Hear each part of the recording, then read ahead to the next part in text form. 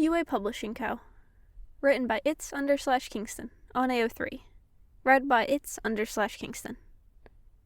Summary. Thanks, Hitoshi said.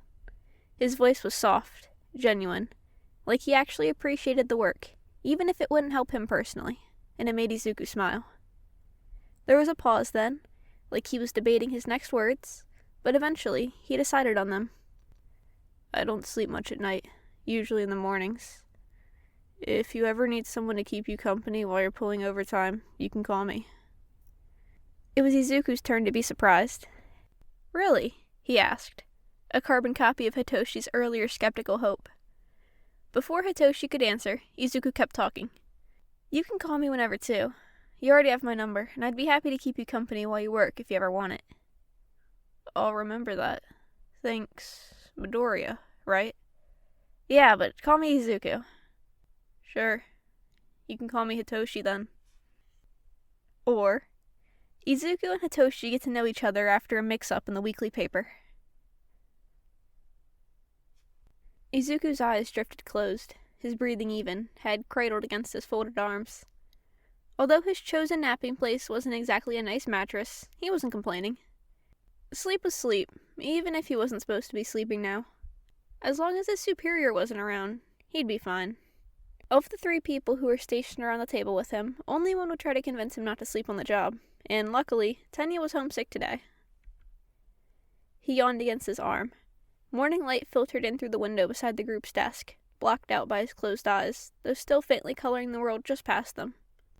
There was a kick under the table, a quick, low whisper, then nothing for a moment. Izuku could have sworn he caught his name in there, though he hadn't a moment to raise his head and ask before a thick stack of papers landed beside him on the table. Midoriya, a voice said sharply. Izuku sat up quickly, a hand coming up to fix his curls. They stuck flat against his head on one side, a testament to his attempted nap, if by some miracle his boss, Aizawa Shota, hadn't seen him sleeping. Alas, no miracle would be occurring here. Aizawa, Izuku returned, a nervous laugh making its way past a matching smile. Are these for me? The man crossed his arms, tired eyes looking down at Izuku. Yeah, he said. If you're tired, go sleep on the couch. The desk is bad for your back. I'd know. Well, I've still got work, Izuku said, shoulders shrugging up around his ears. I'm not too tired.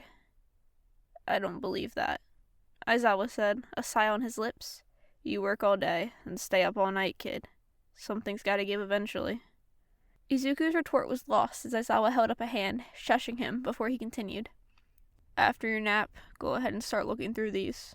It's for the new hire. Thought our senior journalist could give his opinion on who has the most promise for this issue. Izuku nodded, his hair brushing in front of his eyes. I will, after my nap. He paused, standing from his chair to sort through some papers he'd stacked on the corner of his desk. The head of the radio column was trying to get into contact with you. He was calling this morning, and he sent in what looks like a, love letter instead of the normal column we publish every week. Aizawa accepted the paper, the crease between his eyebrows easing. I'll get back to him. It was probably a mistake. I don't see how he could mistake a love letter for the weekly show report, but things like this happen. It's addressed to you, though. He wants to go to that coffee shop on the corner, Izuku helpfully supplied. He watched the corner of Aizawa's lip quirk up as his eyes scanned over the paper. When he called this morning, he just asked me to make sure you got it. I wasn't trying to read it or anything. I just assumed it was the normal paper, so I skimmed through it. It's fine, Aizawa replied.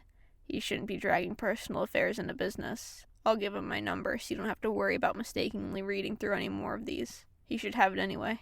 Exchanging letters seems like an inconvenient way to schedule this. He folded the paper and pushed it into his pocket, redirecting his attention to Izuku. Go on, to the break room. I'm going, Izuku muttered, a grateful smile on his face despite his embarrassment. Aizawa being his boss was both a blessing and a curse. He was nice enough to let Izuku take power naps on the break room couch, and often shared his personal coffee stash with the hardest workers at the newspaper company, but he settled for no less than the best someone can give. He'd seen Izuku's best work, he'd seen everyone's best work, and guided them towards it, helping them be better, even if it was tiring. Izuku walked past Aizawa, not dragging his feet on the matter. Even if sleeping on the job made him feel like a liability, he knew Aizawa wouldn't settle for Izuku trying to stay awake. It would worsen his work, and likely his health, to keep it up. Aizawa wasn't wrong. Something had to give, and at this rate, it'd be Izuku. Besides, even Izuku knew when he was too tired to be working, hence his desk nap. Was he going to stop staying up far later than he should, though? No, he already knew he wasn't. Not when he had so much fun texting his boyfriend. Neither of them had a sleep schedule, and it really seemed to fuel the other's fire. If Izuku was awake working, Hitoshi was awake to keep him company, even if Izuku was up until 4 in the morning finishing his revisions. If Hitoshi was awake finishing his last few panels for that week's comic strip, Izuku was right there with him, cheering him on and providing the background ramblings that Hitoshi insisted helped him focus. Izuku knew his boyfriend just wanted to hear him go on happily about whatever had caught the man's interest at the time, and that made their phone calls that much sweeter. Izuku smiled softly as he pushed open the wooden door leading into the main hallway. Phone calls. That's how all this had started. There'd been a mix-up 9 months ago, resulting in a comic strip from another aspiring mangaka being put in the newspaper a week before it was intended, accidentally pushing back Hitoshi's debut by a week. He'd called Izuku's number for the first time then. Izuku's number was known by half the office at that point. He'd pasted it everywhere, promising to help anyone with anything they needed, no matter the time, asking about the change. I thought it was approved. Was it not good enough? Hitoshi had asked, and Izuku had comforted him before actually knowing the cause of the delay. No, they loved it. Oh, it looks like there's a little mistake here. Our system is a little outdated. Everything is physically handled, so someone must have accidentally filed yours in behind this week's issue instead of before it. I've been meaning to update everything after I get permission from my boss, but I've been swamped with work. Izuku wasn't sure how long he'd gone on about the mistake in their filing system, or how long he'd talked about how he planned to redo it, and how he wanted to digitize everything for ease of access. But when he caught himself, he was met with Hitoshi's voice, still there, attentive. I think typing it all up would take a long time. Is scanning it an option? Hitoshi asked. Izuku blinked, his mouth dry. Yeah, I plan to scan it. Sorry for keeping you. Like I said, the issue is on our end, and your work will be published in the next edition. I'll make sure of it myself. Thank you, the man on the other end of the line had said, and Izuku could practically hear the little smile he wore. From there, it snowballed. Izuku made the second call a week later, after he was off work the day of Hitoshi's actual debut. He recalled how nervous the man seemed to be through the line, his voice shaking the slightest bit as he'd asked why his comic wasn't there, and wanted to touch base with him now that it was out. Hey, Izuku said when the call connected. It's Midoriya from Yuuei Publishing. I wanted to ask how you're feeling about your debut. Everyone in the office thinks your art is amazing, and it's a really cute story that you managed to fit into only 4 panels. The line was quiet for a moment, then Hitoshi spoke. Thanks. I hadn't told my friends I was trying to get published in the paper, but one of them saw it, and she brought it up to her other friend. They haven't stopped talking about how they're friends with a future star, like the two of them aren't already music sensations, he said, wisps of laughter following his words. I think they're right about you being a future star, though, Izuku began. We've only heard good things since the issue was delivered this morning. You should keep an eye out on your emails tomorrow. Really? Hitoshi asked. His voice was raised in a way that was distinctly apprehensive, yet curious and hopeful. Really? Izuku replied, nodding his head. He pinned the phone against his shoulder and powered on his laptop, quickly punching in the pin. I haven't seen a single negative review, though it's not like that would matter. Aizawa doesn't really care about the reviews. He's been pushing to open up the paper to all kinds of new topics since he was put in charge here. He's the reason we have the music and art sections. I'm glad. I've never really had the chance to share any of my work on such a big scale. I've been dreaming of this since high school, Hitoshi admitted. Izuku hummed in agreement, fingers pecking away at the keys of his laptop. That's why I wanted to become a journalist. Well, being a screenwriter or author was my dream job, but this one's pretty cool too, Izuku said with a chuckle. I just wanted to show everyone what I loved doing, researching and planning and thinking. I still write on the side, but this takes up way more of my time. Izuku had been rereading the email he'd written, eyes skimming over the words, when he'd heard Hitoshi yawn. Did you not sleep well last night? Izuku asked. Hitoshi made a sound of acknowledgement. I was up stressing over the reception of my comic. Again. Izuku sucked in a breath between his teeth. Sorry again for that mix-up. If it makes you feel any better, I've started to move everything over digitally. A lot of overtime in my future, but it'll mean that no one else has to deal with the dates being wrong, since the system should handle a lot of it. Thanks, Hitoshi said. His voice was soft, genuine, like he actually appreciated the work, even if it wouldn't help him personally, and it made Izuku smile. There was a pause then, like he was debating his next words, but eventually he decided on them. I don't sleep much at night, usually in the mornings. If you ever need someone to keep you company while you're pulling overtime, you can call me. It was Izuku's turn to be surprised. Really? He asked, a carbon copy of Hitoshi's earlier skeptical hope. Before Hitoshi could answer, Izuku kept talking. You can call me whenever, too. You already have my number, and I'd be happy to keep you company while you work if you ever want it. I'll remember that. Thanks. Midoriya, right? Yeah, but call me Izuku. Sure, you can call me Hitoshi then. The break room was around the corner, something Izuku was grateful for. He could feel his eyelids drooping as he walked quietly through the halls.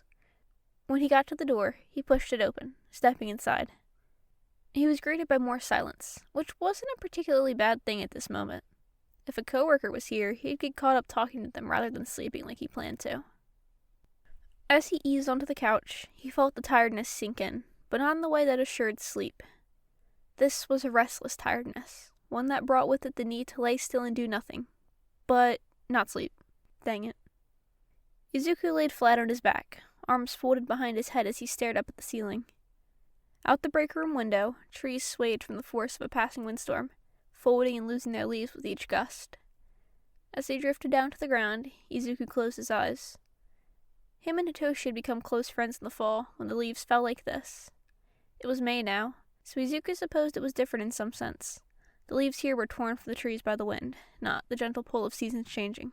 Nonetheless, the sight out of the window reminded him of Hitoshi, of late-night conversations, and of warmth. So, Izuku, Hitoshi had begun one day, his voice radiating from the speaker on Izuku's kitchen counter. Izuku was busy doing the dishes after dinner, and Hitoshi was more than willing to stay on the speakerphone and talk as he worked on his art. What are you writing about? Oh, you remember that? Izuku asked, sliding a plate into the dishwasher. It wasn't that long ago, like 3 weeks. I'd be surprised if someone didn't remember. Izuku felt his cheeks warm, his smile grow. It's just this idea I had. A human encounters a trickster god, a shape-shifting one. The human tries to drive the god out of the village to ensure the safety of everyone who lives there, but ends up falling in love with the god in the process. It's just a short little thing, he muttered. I know it's been done before, and it's a little cheesy, but I thought it was cute. Hitoshi laughed good-naturedly at that. It does sound nice. Do they get to be together in the end? Does the god love the mortal back even? Oh, I haven't figured that out yet, Izuku admitted. I've just got so many ideas for everything I want to write, and I end up making side projects for my side projects. That's one of them. My main idea, if you could call it that, is just a mystery novel. Who did it? Hitoshi asked, his voice low and secretive. I'm not telling you, Izuku laughed. I'll let you figure it out for yourself, if you want, I mean. The first draft is done. It's not very good, but I can still send it to you. I've never written a novel, first draft or otherwise, so I'm already impressed. I don't care if it's good or not, honestly. Besides, thinking and planning is what you do. I'm sure everything makes sense at least. Izuku turned off the faucet and closed the dishwasher. I think so. It makes sense to me at least, but I don't know if it'll make sense for everyone or if I overthought everything, he said. Well, send it to me and I'll let you know, Hitoshi replied. Izuku couldn't stop smiling, his cheeks aching as he dried his hands on a towel and picked up his phone. He took Hitoshi off speakerphone and pressed the device to his ear again. Izuku preferred it like that, when it felt like they were closer. How's your next comic coming along? Izuku asked. He was walking through his apartment faster than normal, arriving in his bedroom after a few seconds and sliding into his desk chair. He opened his laptop, waiting for it to boot up as he listened to Hitoshi. "Pretty alright," Hitoshi said. Izuku could hear the shuffling of movement near the phone, followed by Hitoshi's voice. "Almost dropped you," he muttered.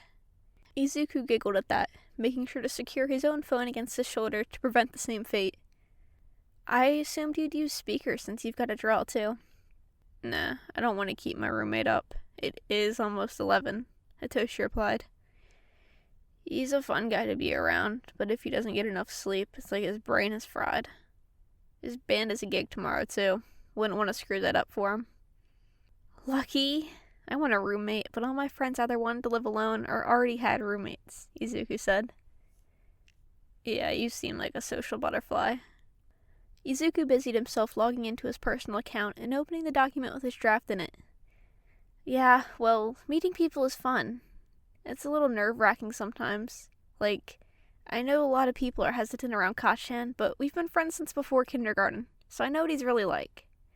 Oh, what email do you use for your personal stuff? Or do you want me to send the draft to your business email?" "Personal one. It's Insomnicat," Hitoshi said after a moment. "Made it back in high school." "I like it," Izuku said as he typed it into the box. "It's really fitting. And cute." "Is it fitting because it's cute? Or cute because it's fitting?" Hitoshi asked. He held the same light tone of voice he always did when he was making a joke, but Izuku decided this one deserved a proper answer. "Both, I think." There was a pause. "Alright, I sent it over. It's just titled Mystery Draft." Hitoshi hummed in acknowledgement, and the light sounds of clicking filled the speaker before giving way to a chuckle. "Thanks for the draft, Izuku might." "I made it when I was in middle school. Kacchan and Ochako, they're my friends. They both have matching ones too. We all picked our favorite characters and incorporated them. Kacchan's ended up being just like mine, but with his name," Izuku said, nostalgia coloring his tone. "I think it's nice," Hitoshi said softly. "Okay, let me look at this draft. Holy shit, Izuku, how long is this?" A little over 50,000 words, I think," he said. Quickly, he added, "You don't have to read it all." No, Hitoshi replied. "I want to. I'm just impressed. That's really cool." Izuku felt his face grow warm, the tips of his ears burning up. "Thanks," he said quietly. "I don't want to take away from your drawing, though. You should be working on that now, shouldn't you?" Hitoshi hummed. "Probably, but I want to at least read the first chapter now." "The first chapter is the prologue. I think it ended up being a few hundred words," Izuku said. He switched his phone to his other ear, taking a moment to stretch his neck. "That's not very long," Hitoshi said. "And was that disappointment?" He really did want to read as much of it as he could now, and that thought made Izuku beam. Izuku spoke before he thought. "I can read it to you. That way you can hear it and work." "You do that?" Hitoshi asked, his voice so light and genuinely happy that Izuku couldn't imagine telling him no. Not that he'd ever dream about passing up an opportunity to show one of his favorite people one of his favorite projects. "Of course, if you want me to at least," Izuku said. "I like to read aloud when I'm editing it because it's easier to catch mistakes, so I was going to do it anyway." "That'd be really nice. Thanks," Hitoshi said, his smile apparent even through the phone. Izuku wondered if Hitoshi could tell whenever he was smiling, wondered if it spurred the other men on like his smiles did to Izuku. "Just know that I'll be doing character voices," Izuku warned lightheartedly. Hitoshi's laughter from the other end of the line was enough of an answer for Izuku to begin. Prologue. The sound of rain pounding against the roof, falling from the clouds in thick waves, was only broken by the sharp clang of a knife against the floor. Izuku wasn't sure for how long he'd read, just that Hitoshi would make little sounds of surprise or amusement as he did. When Izuku finished the prologue, Hitoshi gave him suggestions and a genuine review, one that proved he'd been listening. The same thing happened when the first chapter ended almost an hour later. Hitoshi jumped in instantly, seeming enthralled with the story so far, and it made Izuku's heart soar. Throughout the second chapter, Hitoshi's engaged noises began declining, growing farther apart as Izuku continued reading. When the second chapter ended, freshly edited by Izuku, he eagerly awaited Hitoshi's review, but was instead met with soft sounds of sleep. Izuku bit back a giggle at the realization. Hitoshi had fallen asleep while listening to Izuku read. There was something so gentle and intimate about it that Izuku couldn't even be upset that he hadn't listened. Izuku put his phone on speaker and set it down gingerly on the table beside his laptop as he continued editing the third chapter. He didn't want to leave Hitoshi hanging, so he'd stay there, just in case the other man woke up. Izuku's heart skipped a beat at the thought of him being the first person Hitoshi talked to when he woke up. Maybe he'd plug his phone in and just stay on the line all night. He hadn't intended to fall asleep at his desk, hunched over it, but he had. His alarm clock was going off, and he clumsily reached over to hit it. It was a Saturday, so he didn't have work, but he still liked to stay in the habit of getting up early. He had been up until at least 3 a.m., so maybe a few more minutes wouldn't hurt, though. The next time he woke up was around 10, to the chiming of his phone. Izuku stretched his back and rubbed sleep from his eyes as he picked up his phone. After a moment, he realized that he was no longer on the phone with Hitoshi, but upon seeing the 2 messages on his home screen, Izuku pushed away the disappointment. Hitoshi, 9:58 a.m. Hey, good morning. Sorry about falling asleep while you were reading. I don't normally fall asleep that early, but I guess I did. Hitoshi, 9:59 a.m. If it makes you feel any better, that was the best sleep I've gotten in a long time. Seriously. Izuku, 10:04 a.m. No problem. I'm glad you slept well. Izuku, 10:04 a.m. I realized you were asleep after I finished the second chapter, and I know you were awake when I finished the first, so it's not like I read away more than you heard. But like I said, I needed to edit it anyway, so nothing bad came out of it. Hitoshi, 10:05 a.m. Alright, good. Still, I didn't mean to fall asleep on you like that. Izuku, 10:06 a.m. It's fine, really. I ended up staying on the line in case you woke up and fell asleep myself. Hitoshi, 10:07 a.m. That's cute. My phone died at some point, so I had to leave, but I would have stayed all night too if I remembered to plug it in. He'd just woke up, and Izuku was already smiling. He wouldn't have been surprised to learn he'd smiled the entire night either, even while he was asleep. The thought of Hitoshi sleeping soundly because Izuku was reading and keeping him company had Izuku's face flushing red, laughter bubbling in his chest. Izuku rolled onto his side on the couch, a light smile on his face at the memory. The full, cheek-hurting smiles hadn't stopped since they'd gotten together, not even close. It was just an effect Hitoshi had on him, an effect Hitoshi had always had on him. It was August, the very first time they'd talked right up until one of them fell asleep on the phone. Now it was a regular occurrence. The frequency had picked up tenfold when Izuku had taken the plunge and asked Hitoshi out, even if he hadn't intended to. Did you ever decide on the detective's coat color? Hitoshi asked. Izuku paused his typing, humming in thought. Light gray, I think. In the fourth chapter, I mentioned it being dark gray because it was soaked with rain, but I think it'd normally be light. Are you still drawing him? Yeah, Hitoshi replied. I like him. He's probably my favorite character. He's sassy, and that's the best characteristic a detective can have, in my opinion. Izuku giggled at that. I'm glad you have a favorite. I really liked writing him, even if I haven't been able to give him a name yet. Nothing feels right. Hitoshi made a sympathetic noise in response. I have trouble naming my characters too. Nothing sounds quite right, or it sounds too good. Exactly, Izuku sighed. Speaking of work, shouldn't you be working on your comic? It's due tomorrow, I think. Yeah, it is, Hitoshi said. I finished it earlier. Do I get the honor of seeing the Great Insomnicats comic before it's published? Izuku teased. Nope, not until I get to see the reworked ending of the wonderful Izuku Mites mystery draft, Hitoshi said, matching Izuku's tone. Not fair, Izuku laughed, and besides, I don't think wonderful is the word I'd use. Hitoshi hummed in agreement. Since you're such a good writer, you'd use something like illustrious, or... I draw, not write, Izuku. You can't expect me to come up with 2 good ones, Hitoshi said.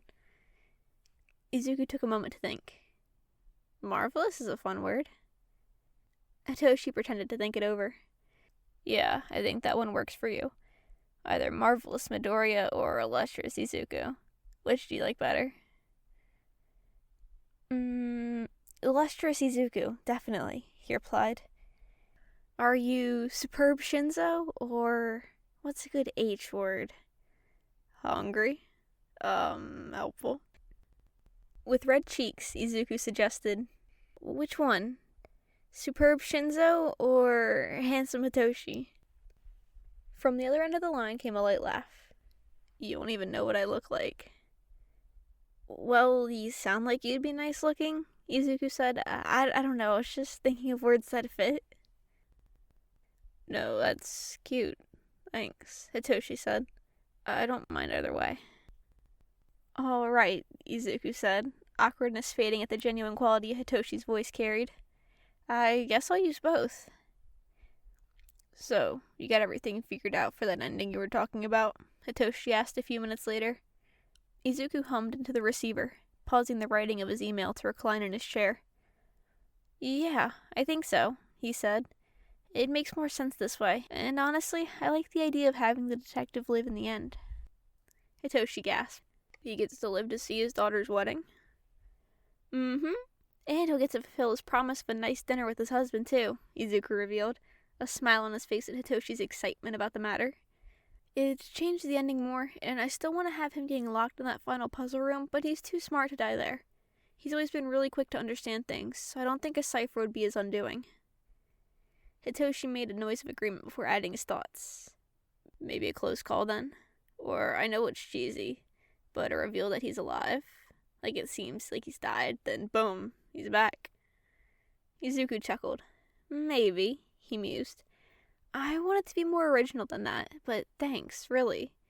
It's nice having someone to bounce ideas back and forth with. I wouldn't have this ending without you, and I really do like it more than the first idea. That's why it's a draft, Hitoshi said. You would have found something you were happy with, even if I wasn't helping. Besides, I'm just listening. You're doing all the work. Not the point, Izuku replied. I appreciate your help, is what I'm saying, even if all you're doing is listening to me ramble. Your rambles are nice, so I don't consider it helping or working. Helps me get more sleep, he said. Izuku reopened his email, starting back at the top. They were reaching out to a fashion magazine to work out a deal showcasing some of their pictures and designs. Ochako, a fellow journalist for Yuuei Publishing, had gotten into contact with the woman behind the magazine, one Ashido Mina, and the pair had begun discussions about who from her lineup would be modeling for Yuei's paper. After a moment of thought, and back reading his email, Izuku spoke again. I'm glad I don't bother you. Ochako and Tenya, I told you about them, right? They work with me, and I've known Ochako since I was a kid. They're both really nice, but I can tell sometimes they want me to stop, just because they want to get a word in too. And Kachian is nice in his own way. He cuts me off a lot, but it's usually because he has something to say on the matter. It's like he cares enough to listen to what I have to say. He knows that I won't stop until I run out of things to say, so he just says what he's thinking, even if it's over top of me, Izuku said. With a hum, Hitoshi replied, You're fine, Izuku. It doesn't bother me. It makes good background noise. Plus, I like hearing what you think. You're pretty smart. Cheeks red, Izuku paused his email writing for the third time? Normally, he was good about multitasking. He understood when he could do multiple things and when one required his full attention. Now, a light, non-serious conversation with his friend didn't need his full attention. Yet, that's all he wanted to give to Hitoshi. Izuku knew how nice it was to be in the limelight sometimes, to have the attention of someone who cared, how warm it felt, and wanted nothing more than to give that to Hitoshi. Even if all Izuku was offering now was a quicker reply, a few extra words and noises that proved he'd been paying attention, that proved he cared. And so, his email was closed. Are you trying to win me over, Hitoshi? That's a lot of flattery today, you know. Calling me illustrious, marvelous, great, cute, and smart. Fine words, but are no parsnips, Izuku warned playfully. Hitoshi laughed. Says the guy who called me superb and handsome. What do you want from me? That was just honesty and alliteration. Yours is way more consistent, Izuku teased. There was a beat of silence, then Hitoshi's voice came through the speaker, melodramatic. You only said those things to me because they followed the rule of alliteration. Izuku sighed. You weren't supposed to find out this way, Toshi. I was just really dedicated to keeping the theme. I never intended to hurt you. Hitoshi's low laughter came through, and Izuku couldn't help but crack a smile. I'll forgive you, my illustrious Izuku. I understand the pull of alliteration and how it can spiral. The blush was back, as Izuku, ever the overanalyzer, couldn't help but blurt, You're Izuku? Hitoshi paused, then corrected him. I said my illustrious Izuku. Izuku's held breath came spilling out in a chuckle. But, yeah, we're friends and all. I just didn't include the friend there. What animal was it that sensed fear and took advantage of it? Izuku was probably one of them at this moment. Okay, well, that was a bit of a wild comparison. Hitoshi definitely didn't sound frightened, just embarrassed, if his little stutter was anything to go off of. And Izuku wasn't taking advantage of Hitoshi. That analogy made it sound really bad. Why'd he even pick that one? He was just gonna tease Hitoshi about it, and maybe go to bed later with thoughts of a future with the man playing through his head. Nothing major, really. Really? Okay, fine. Izuku knew a crush when he had one, and this was, admittedly, very crush-like. But right now, Izuku was worried more about his analogy than that. Did you really mean friend, though? Izuku asked. 'Cause I'm single, my dearest Hitoshi. Hitoshi laughed good-naturedly at that. You aren't going to keep up the alliteration for me. My dearest terrific Toshi, Izuku corrected. Hitoshi hummed in reply. You know, Hitoshi began, his voice holding a certain level of hesitance. I'm not seeing anyone either. Izuku was glad that rebooting his brain took less time than rebooting his computer. That was flirting, right? Flirting in response was play flirting. Was it play flirting if he sort of wanted it to be real? It was Hitoshi flirting with him, right? So he could flirt back without it being awkward? Was his silence awkward now? How long ago had Hitoshi said that? Luckily, his mouth replied for him. Is that an offer? It's not an offer. It'd be nice to meet up for dinner, Hitoshi said. What area are you in?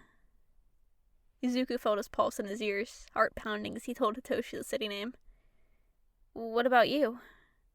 A pause was given in reply, one that lasted a few seconds too long. Other side of the country. 9-hour car ride, not even factoring in traffic, he said, voice low, clipped.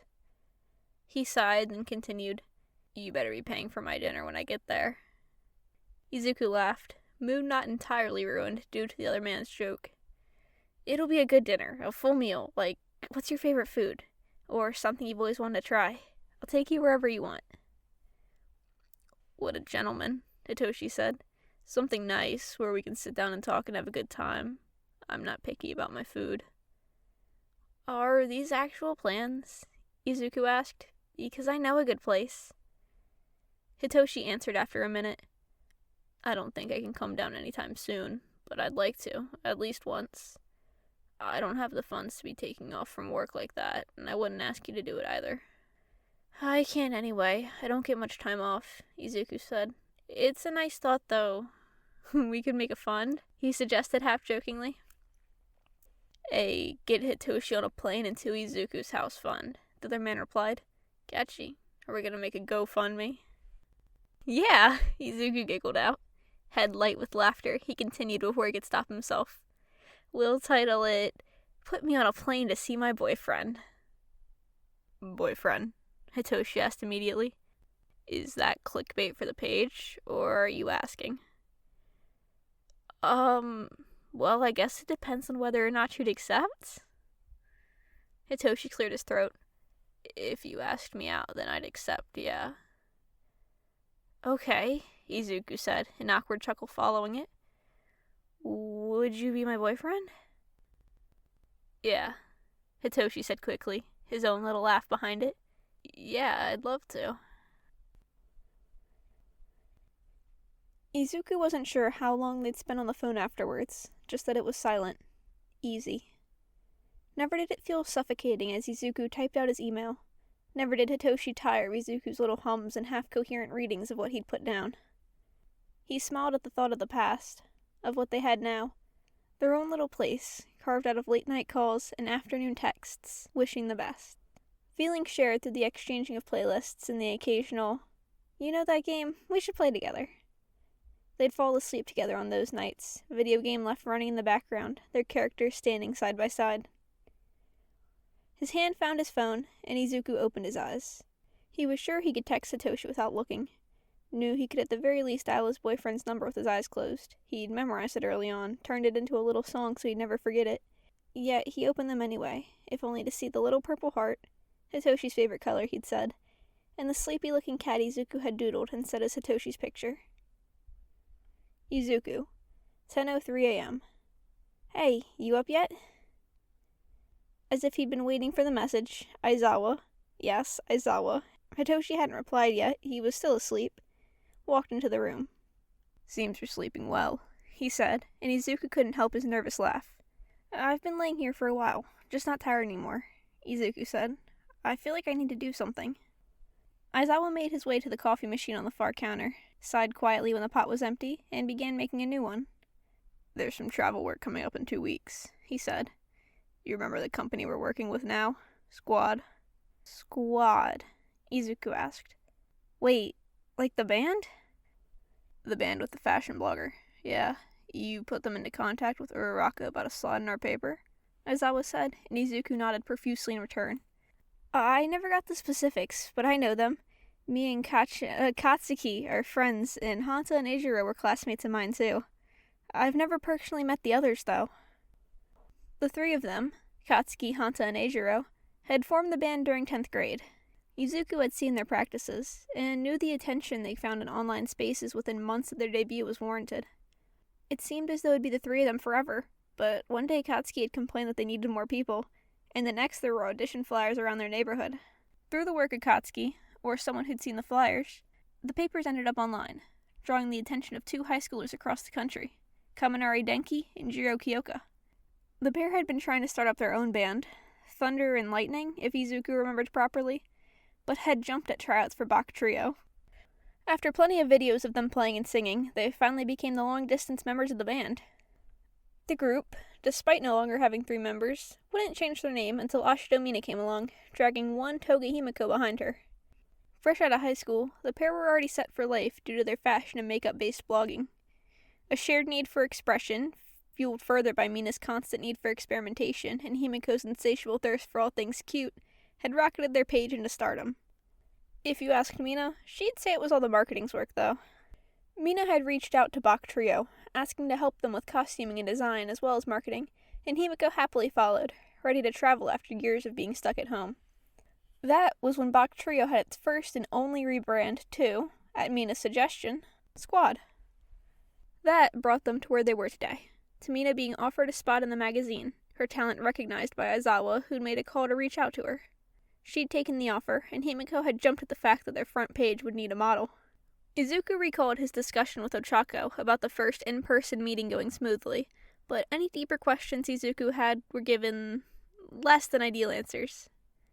Ochako remembered the important stuff, of course. That was all written down and recorded as any good journalist would have it.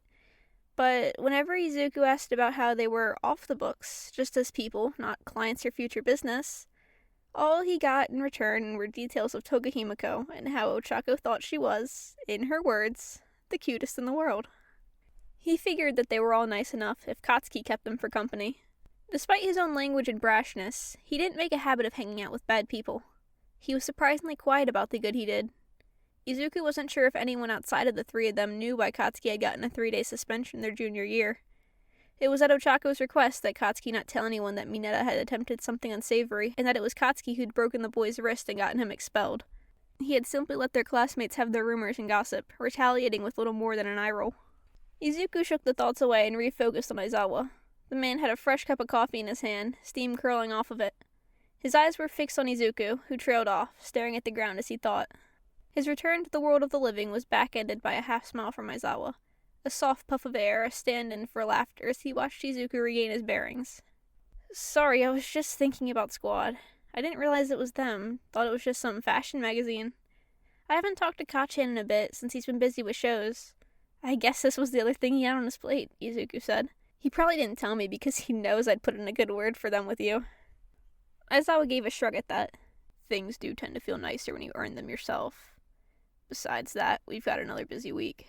I got permission from the CEO to extend the paper further, since the 3 pages I've added have boosted the sales a fair deal. Really? Izuku asked. What were you thinking this time? Well, we've got music, art, now fashion, Aizawa began. There's enough politics in papers these days. I want to keep it light, hopeful. Thoughts? Hopeful, Izuku muttered. He walked to the corner, grabbing himself a styrofoam cup from beside the coffee maker and filling it. Isn't there a middle school down the road with a writing program? Maybe you could contact the teachers and see about publishing some cute stories. Aizawa hummed. It's an idea. I don't know if there'd be anything we'd need to go through with the parents, though. And I don't want to put kids into the spotlight. That could very easily open them up to criticism. I'm not sure how that would affect them at their age. Writing isn't a horrible idea, though. Nature photography, maybe? Pictures of animals would keep it light, Izuku suggested. Aizawa smiled at that. A column of cat pictures, nothing more. If the president says anything, we just offer to change a few weeks' columns to pictures of his pet mouse, Aizawa said, voice tinged with light laughter. I'm sure he'd love that, Izuku chuckled. I think he loves that little guy more than this company. Aizawa began, turning a smile to Izuku. It means I could connect with him on a deeper level and begin my plan of turning this entire paper to pictures of my own cats. Izuku grinned. I could put you into contact with Hitoshi. He'd be your number 1 supporter. If his apartment allowed animals, I think he'd have more cats than floor space. Speaking of Shinzo, how is he? I get the routine update when he sends in his weekly comic strip, but nothing major. Izuku took a swig from his cup, coffee warming him. We've both been saving up so we can visit, since I don't get much time off to travel. He says he can do his job wherever, so long as he brings his tablet and has a comfortable place to work from, but I still feel bad about him being the one to come over here. He lives across the country, right? Aizawa asked, and Izuku nodded. Last week, one of his comics featured a parody of a lesser-known restaurant that's only open over there. Oh, Lunch Rush, yeah. I've heard it's really good. We talked about getting dinner there when we were making up fake date plans, Izuku said, his tone fond. I thought you were dating. Why fake? Aizawa asked, brow furrowed as he downed more of his coffee. Everything alright? Izuku hummed. Fake because it won't happen, because I can't take time off. Not because of anything bad. It's still fun to plan them, though.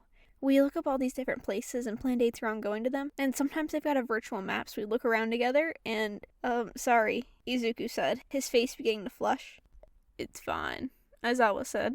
I'm glad you two are happy. I'd say maybe your next date could be fixing your sleep schedule together, but I'm not a hypocrite. With a laugh, Izuku asked, Does that mean you accepted the coffee date? Aizawa made a noise of confirmation. He's nice enough. Funny too, and you know how I feel about coffee. It's against my beliefs to turn down a nice cup of coffee with an acquaintance. Except that time when Todoroki Enji contacted you asking to get coffee, Izuku replied. The exception, not the rule, Aizawa countered, taking a sip from his coffee. After his stunt with the media, I'm surprised he still lands movie roles. Shoto was smart to get away from him, as was Toya. Neither here nor there, though. As I was saying about the new page, I want something that makes people smile. A good final touch to this round of expansions. Maybe comedy? Izuku asked. You could find someone to write jokes. Maybe someone to illustrate them if they're more visual humor. Aizawa tapped his pointer finger against the side of the cup, drumming out the melody of thought. I like that idea. Easy, but light. He looked up from the contents of his cup, looking over at Izuku. I have an old friend who does stand-up comedy whenever she has free time. She's pretty popular, so I don't know if she'd want to trade the open mic for a stack of papers, but I at least want to offer her the position. Couldn't she do both? Izuku asked. Stand-up and jokes for the paper? Maybe, Aizawa said, giving a half shrug. He tipped his cup back, downing the final sips, and turned to refill it. I don't know what her schedule is, but if she can fit it in, there's nothing else stopping her. She's a natural jester, so I doubt she'll have trouble coming up with material. She sounds like a good fit, Izuku said. Is she nearby? No, Aizawa replied.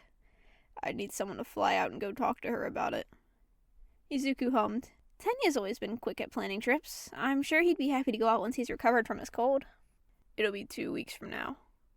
Izuku, you should go, Aizawa said. You haven't had a day off since you started working here 4 years ago, and even when you're sick, I know damn well you're still working from home. Izuku nodded. I guess I could go. Are you sure you want to send me? You need the break, kid, Aizawa said. He sipped at his new cup of coffee, a ghost of a smile curled against the rim of his cup despite the lack of sugar in it. Do you want to know why I'm sending you there instead of emailing her like a normal person? Oh, yeah, Izuku said, blinking. Because she happens to live in the same city as Shinzo. Izuku's heart was somewhere between stopping and skipping a beat. Whatever it did had his head feeling light, a lump forming in his throat.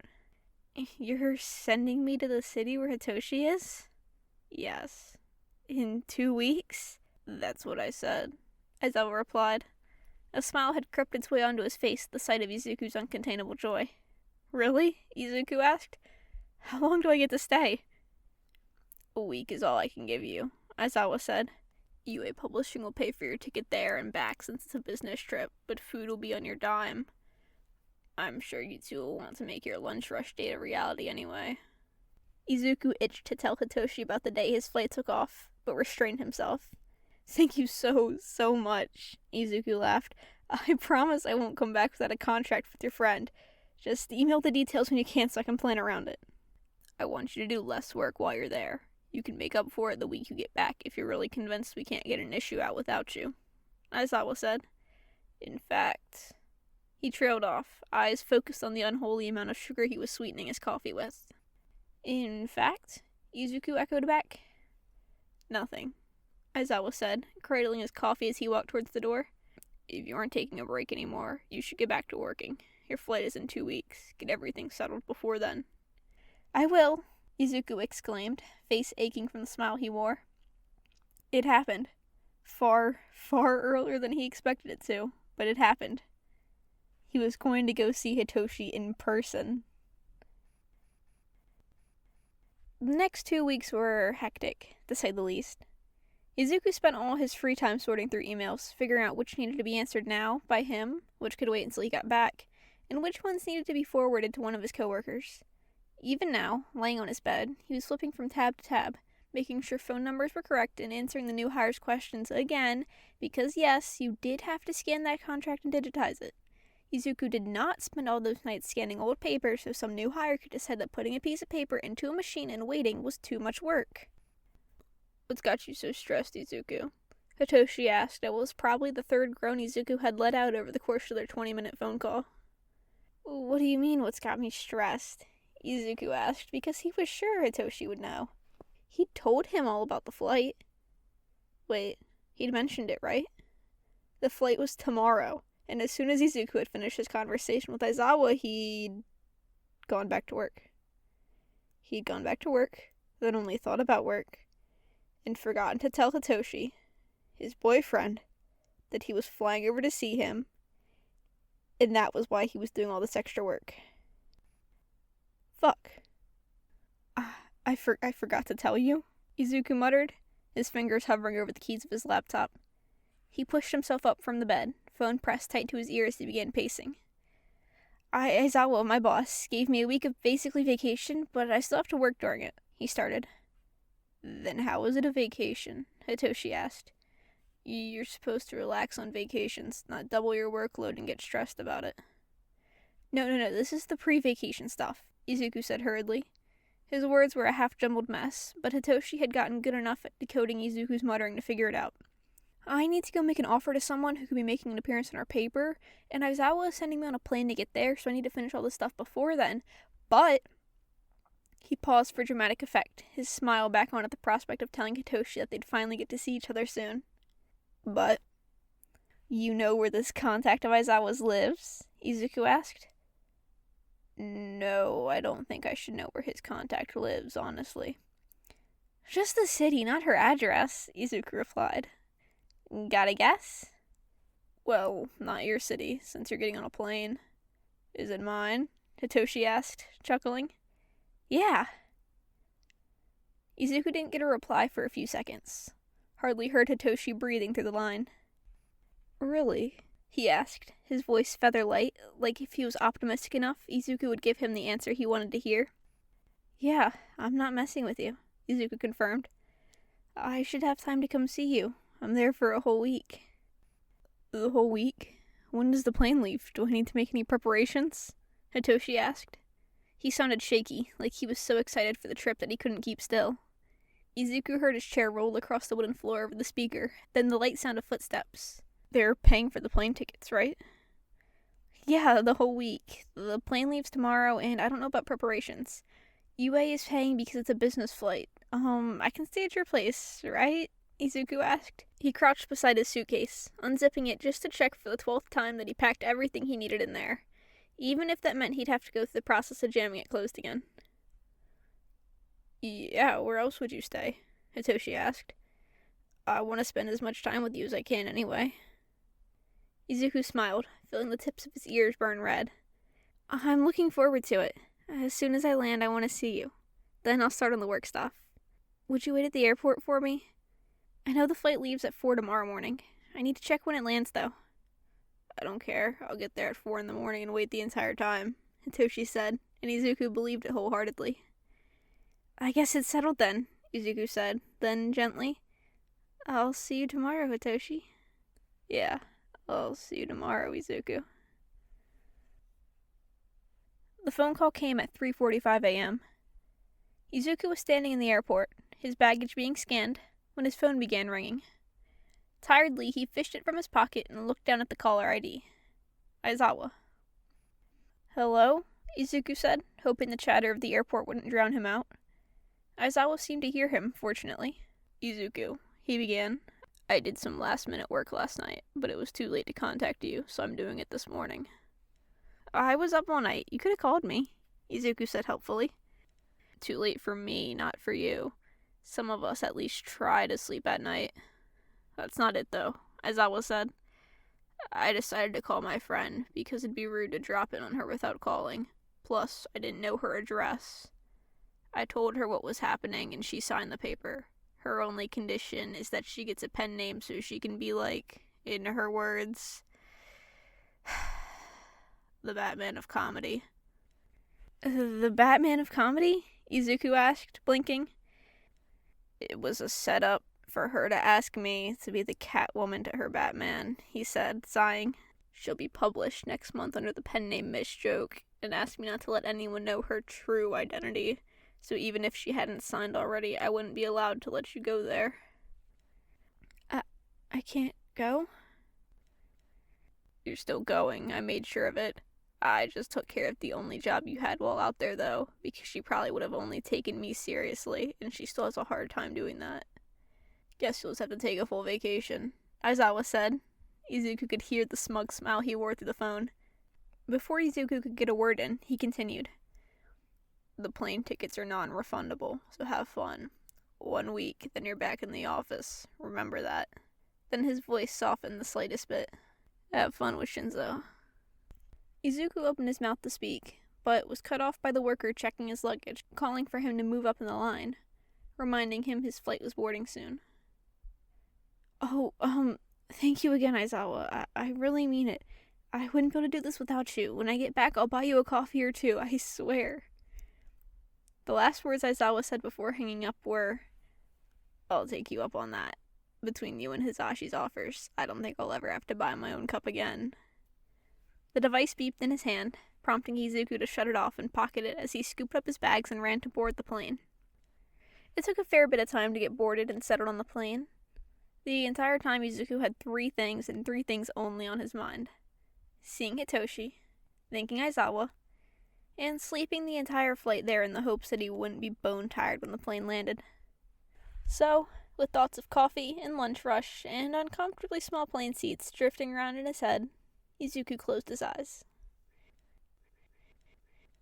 The distant chatter over the PA system drew Izuku back from his nap, the bump of the wheels hitting the runway roughly jolting him back to his senses. He blinked away the sleep and stretched his arms, careful not to hit the seat in front of him. Having missed half the announcement and not knowing proper plane protocol, he'd never been on one, had never had the time off work or the money to sustain himself long term. Izuku waited until the others aboard began removing their baggage from the overhead shelf and starting down the aisle to begin doing so himself. Holding his carry-on, Izuku started off the plane, going to recover his luggage and, hopefully, see Hitoshi. He wasn't exactly sure what Hitoshi looked like, or even where he'd be waiting, but Izuku would know him when they got close, he was certain. They hadn't exchanged pictures, something they were probably going to regret as they spent the morning looking for each other, but first, Izuku needed to claim his baggage. Making his way over to the conveyor, Izuku pulled out his phone, intent on asking Hitoshi where he was as he waited for his bag to make its way off the plane. Izuku, 8:33 a.m. Plane has officially landed. Where are you? Hitoshi, 8:33 a.m. Near baggage claims. Figured you'd go over there after you got off. Izuku, 8:34 a.m. Yep, I only brought my carry-on in one suitcase, so there's not much to wait for.